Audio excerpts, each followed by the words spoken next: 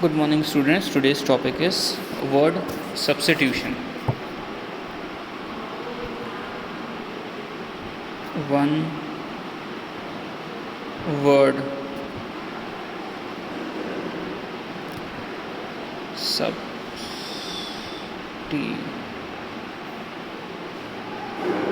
one word substitution. Okay.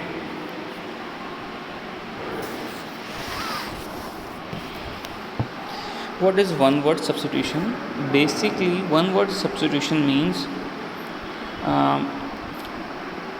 fill an appropriate word which is used for either a sentence or a group of words given in the bracket. मतलब ऐसा word जो किसी sentence के लिए काम में आ जाए या फिर ग्रुप ऑफ वर्ड्स के लिए काम आ जाए, ठीक है ना, उसे हम वन वर्ड सब्स्टिट्यूशन बोलते हैं। कुछ एग्जाम्पल्स दे रखे हैं, जैसे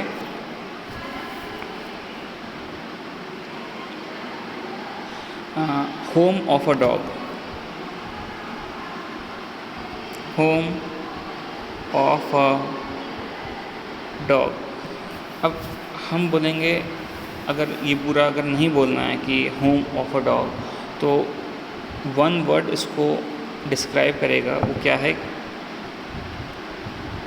कैनल। ओके। फिर अगर मैं दूसरा देखूं, कोई एक एग्जांपल और देखूं, the period of 7 days, the period of 7 days, क्या बोलेंगे उसको? वीक, ठीक है ना।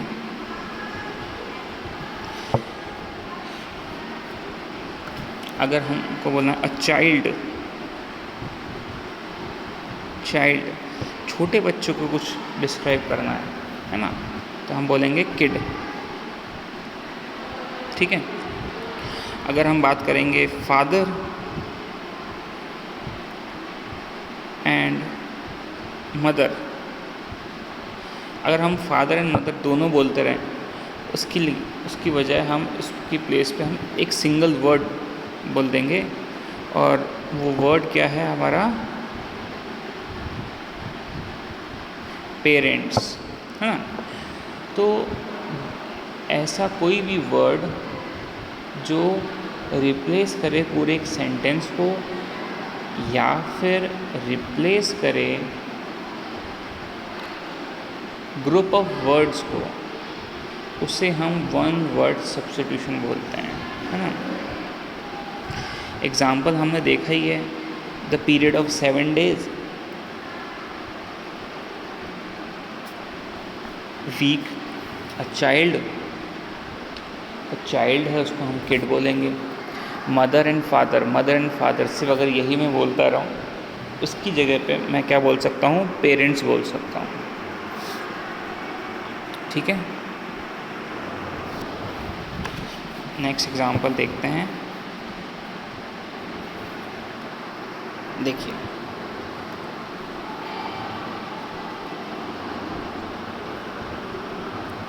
a steep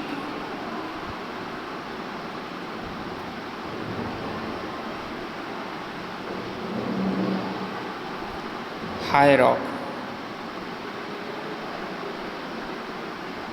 a steep high rock क्या है? Cliff. a steep high rock को क्या बोलेंगे? क्लिफ बोलेंगे, ठीक है।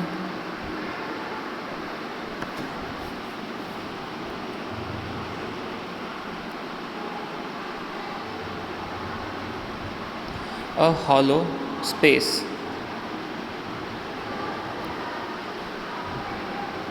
in the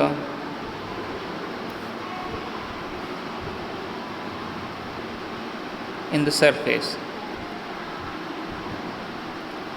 whole. हाँ, ये बेसिकली जैसे नहीं,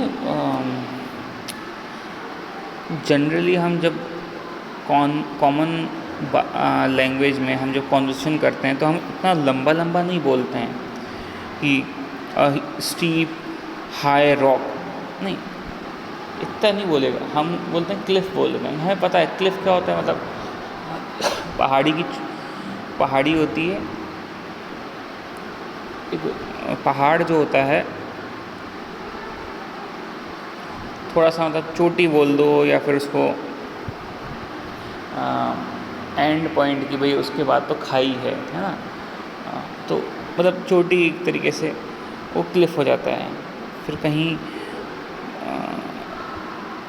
होल है, मतलब खड्डा है, तो हम उसको ये ऐसे नहीं बोलते हैं कभी भी कि ना hollow space in the surface, नहीं, हम बोलते हैं कि होल हो गया है यहाँ पे, कि जैसे शर्ट में होल हो गया है ना, हम ये बोलते हैं, ये नहीं बोलेंगे कि hollow space in the shirt, ऐसा नहीं है ना। तो ये जो सबसे वर्ड्स होते हैं ये हमारे काम आते हैं डे टू डे लैंग्वेज को एनहेंस करने के लिए।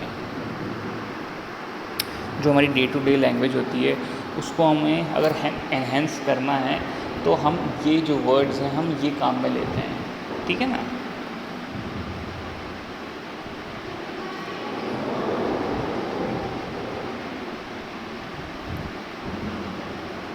फिर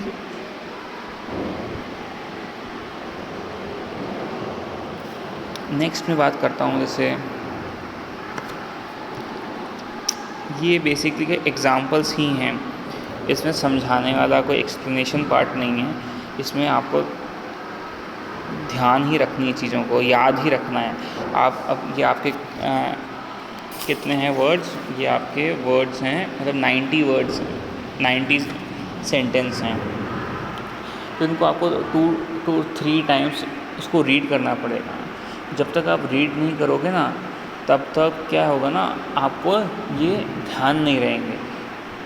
और ये होते वर्ड्स बहुत इजी हैं, हम डे टू डे लैंग्वेज में हम काम में लेते हैं इसको, लेकिन क्या होता है उसका जो मीनिंग है, जो उसका सेंटेंस है, वो हमने कभी सुना नहीं होता ऐसा, तो हम क्या एकदम से डिटेक्ट नहीं कर पाएंगे, हम क्या समझ नहीं पाएंगे ये जो सेंटेंस है किस बारे में बात कर रहा है ना।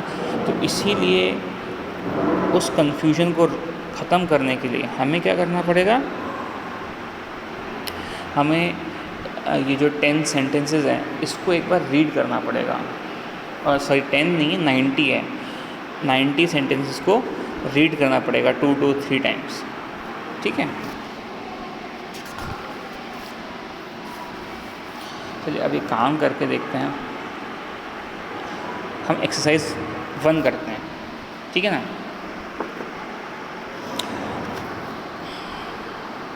एक्सरसाइज 1,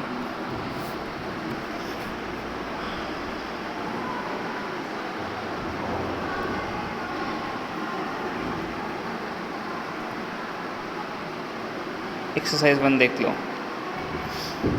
अब देखो क्या है, Hari Ram is a, are लिखा है, फिर स्पेस दे रखा है, फिर दे रखा है a person who robes others.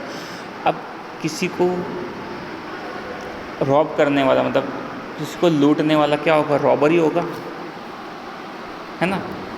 और आपको एक हिंट भी दे रखा है, Hari Ram is a robber.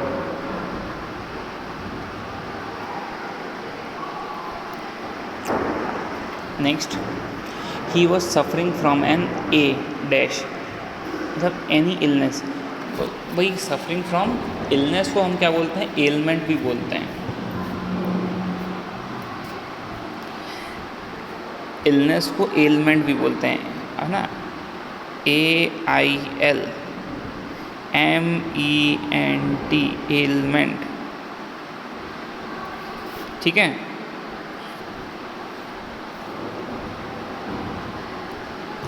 Mister John is my an, someone who lives next door, जो पास में रहता है हमारे, वो उसको क्या बोलेंगे, नेबर बोलेंगे ना, मतलब हिंदी में बोलते हैं पड़ोसी, तो पड़ोसी को क्या बोलते हैं इंग्लिश में, नेबर।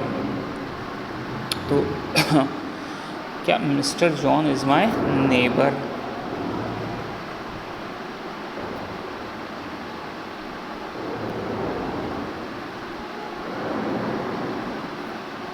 ठीक है।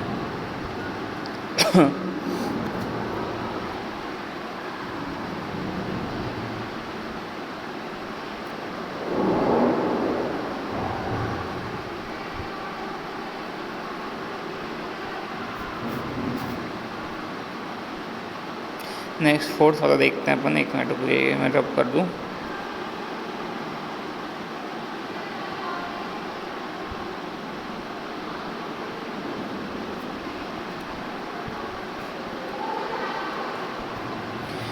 देखिए, I am going to dash a place of prayer for the Hindu. Hindu लोग जो हैं वो कहाँ प्रेयर करने जाते हैं? टेम्पल में जाते हैं ना।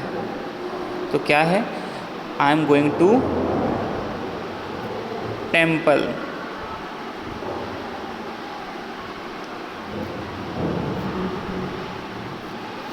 फिर है I saw a L in the zoo, the animal who is which is called the king of the forest, मतलब लायन।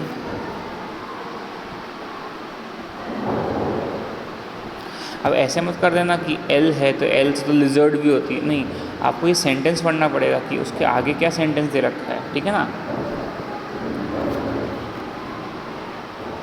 फिर देखो, the dash stole a watch from my house.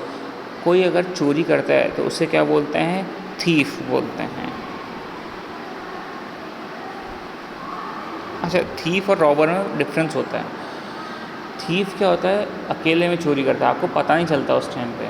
और रॉबर जो होता है ना, वो आपके पास चीज़ें होती हैं उसी को लूट के लेके जाता है, छीन के लेके जाता है, वो आपका रॉबर होता है, ठीक है। 7th देखते हैं।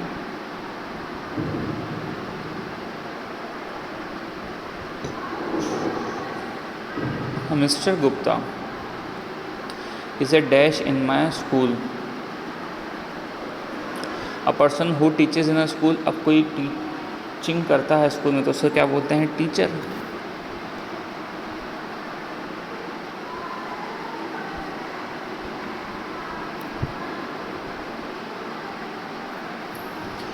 Last dash I visited my uncle in Jodhpur, period of 7 days। तो लास्ट विंटर होना चाहिए, या नहीं, last week I visited my uncle in. अब अ पीरियड ऑफ 7 days क्या होगा? अ पीरियड ऑफ 7 days तो वीक ही होता है।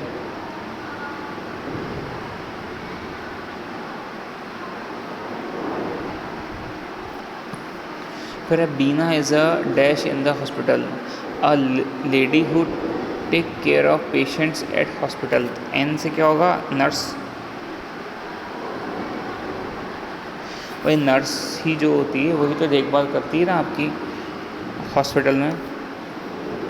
फिर है mister Sharma is my dash, a person who drives medical treatment.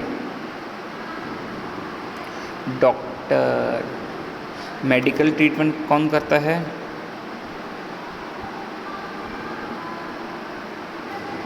Doctor करता है, ठीक है। तो ये क्या ना, आपकी एक्सरसाइज 1 जो है यहाँ पे कंप्लीट हो जाती है। आप एक्सरसाइज 2 जो है वो करेंगे अपनी कॉपी में। मैं लिख देता हूँ आपके लिए।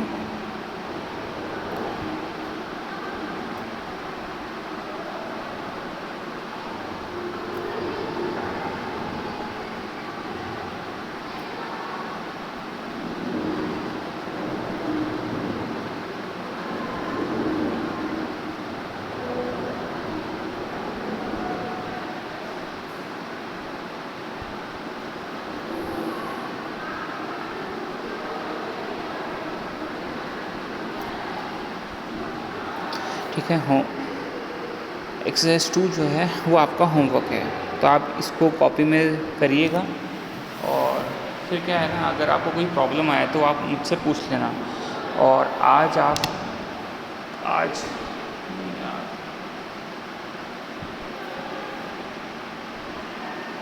थर्सडे तक आप मेरे को ये कंप्लीट करके दे दीजिएगा कि भाई वर्क जो है आपका कंप्लीट हो जाना चाहिए थर्सडे तक, ठीक है। और ये जो 90 सेंटेंसेस हैं ये आपको रीड करने हैं। इसको आप मिस मत करना रीड करने से, ठीक है। चलो।